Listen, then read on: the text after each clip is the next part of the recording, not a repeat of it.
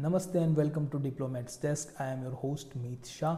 Today's India's diplomatic spotlight is once again on the world stage. External Affairs Minister S. Jaishankar is meeting with the Israel Foreign Minister Gideon right here in New Delhi.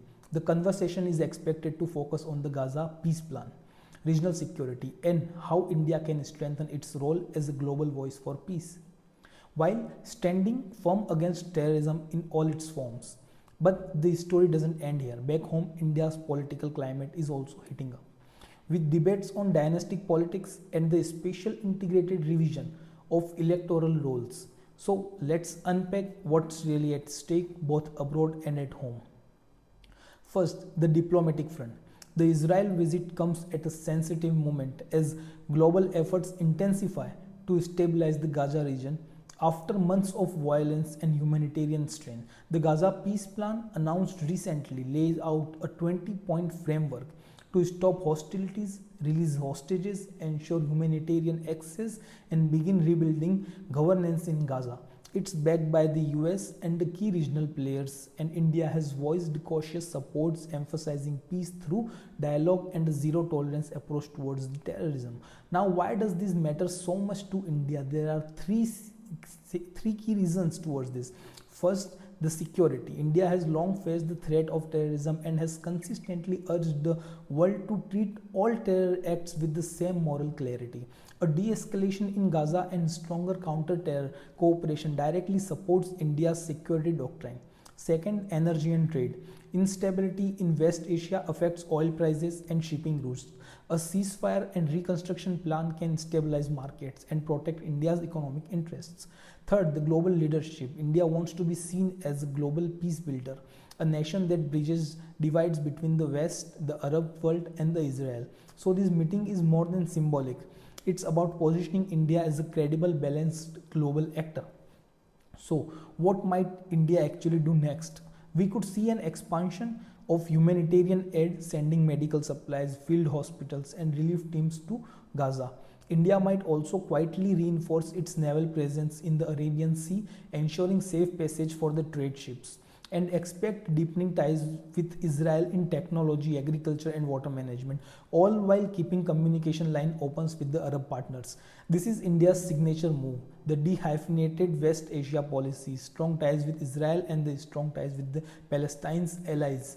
But it's not without challenges. If India pushes too hard on the terror narrative, it risks criticism from groups that want humanitarian issues to take center stage. If it stays too quiet, it could lose leverage in shaping post-conflict reconstructions.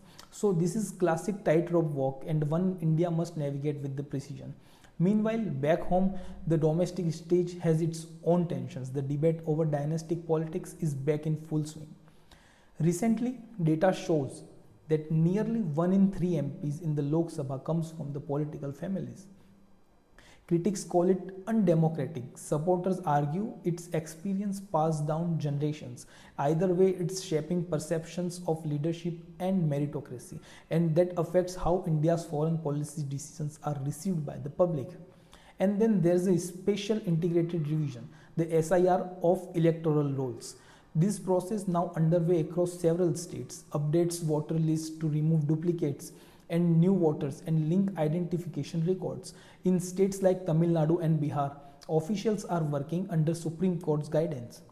Now recognizing Aadhaar as one of the valid ID for verification, the draft rolls will be out in the December. Final rolls by February 2026. Supporters call it as a step towards the cleaner democracy. Critics worry about the potential exclusion or bureaucratic hurdles, especially for migrant and marginalized voters. Here is the connection. Democracy at home strengthens the diplomacy abroad. When India speaks of global peace and justice, it draws power from its own democratic credibility, and ensuring transparent, inclusive elections gives India moral weight on the international stage, including when it calls for peace in Gaza or condemns terrorism globally. So as a minister, Jaishankar meets his Israeli counterpart today. So today is the 4th November. Remember, this isn't about one region. It's about India shaping a global role rooted in peace, principle, and pragmatism. If the talks helps move the Gaza peace plan forward even a little, India strengthens both its strategic and moral position.